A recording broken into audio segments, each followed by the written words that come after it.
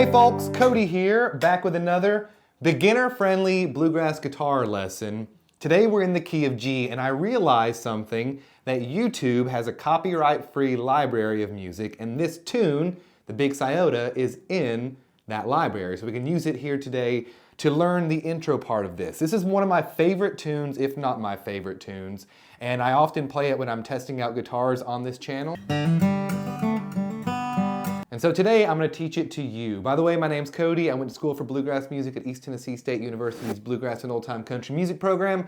Here on this channel, I'm teaching you what I learned there, so subscribe if you're into that. But first things first, it's always important to familiarize yourself with the melody of whatever instrumental that you are learning, okay? So I'll put some links below to a couple of my favorite recordings of the Big Sciota, but for this example here, let's use the copyright strike-free version on the YouTube audio library. Take a listen to just the chunk that we're learning today.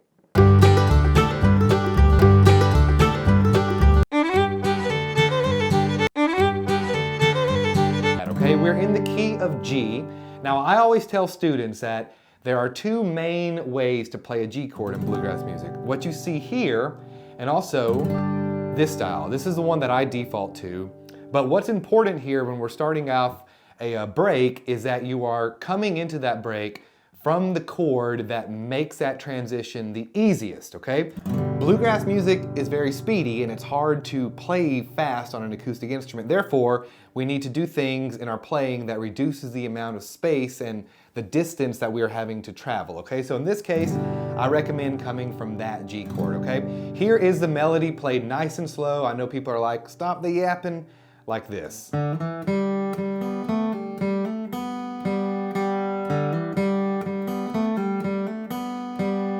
Okay, this is my intro way of playing this. You're gonna see other players perhaps start off like this. But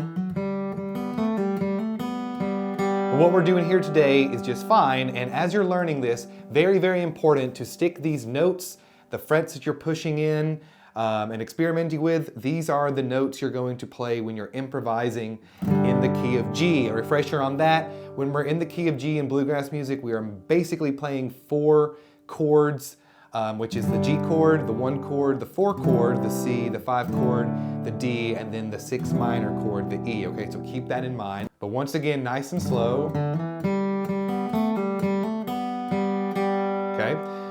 What I'm doing here is I'm starting off on an open D string, and then I'm fretting everything with my middle finger. I can't hold that up or I'll have to blur it out. But we're going down, up on our picking pattern to the best of your ability. When we throw in the hammer-on and pull-offs, you're gonna mix that up, but for this first part, just try picking through it. Okay, so we're going.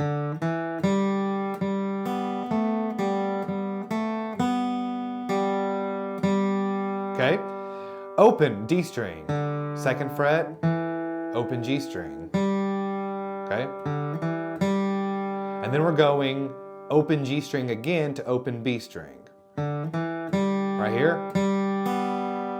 Okay. Okay, one more time. Then we're going 2nd fret on our G string to open. Okay, open again, 2nd fret again, open B string, and then open G string, twice.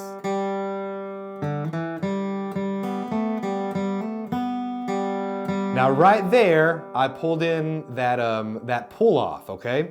So the way that I picture learning these breaks and learning these bits, first off, this is exactly how I'll do it, is I'll take it chunk by chunk. This would be like the first couple measures of the A part of this tune. But we're not done here. So in order to make this sound bluegrassy, we have to add some bluegrass flair.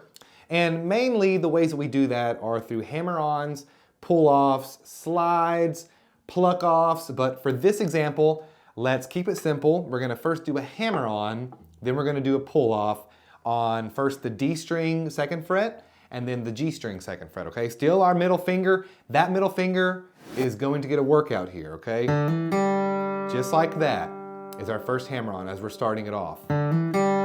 Okay, right away you'll notice a couple things. You might have a little bit of a buzz on that guitar. That might mean that your action needs to be raised, or it just might be really hard to make it sound you know, full of volume and as loud as your like regular pick, okay?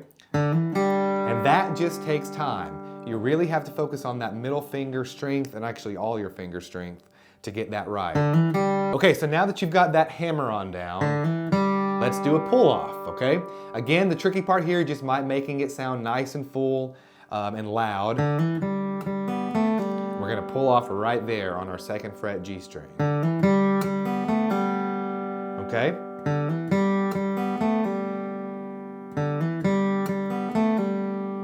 All right. Now, another thing that might be happening is that you're not hearing your notes ring out as full as as you hear here on the video. All right. The way you want to approach that is that you're going to have to find that sweet spot on the tip of your middle finger there to really hammer on those 2 frets without hitting other stuff that makes this sound sloppy. All right. Also, I used a metronome at the beginning. Definitely recommend that. One of the biggest mistakes if I could go back and fix one of the biggest mistakes in learning bluegrass from an early age, it would be like to practice with a metronome, because I never did that. And then you get to the jam circle and you're like, oh, like I could play it at home. It's just, you know, because I didn't know how to play in time. So do that. Once again.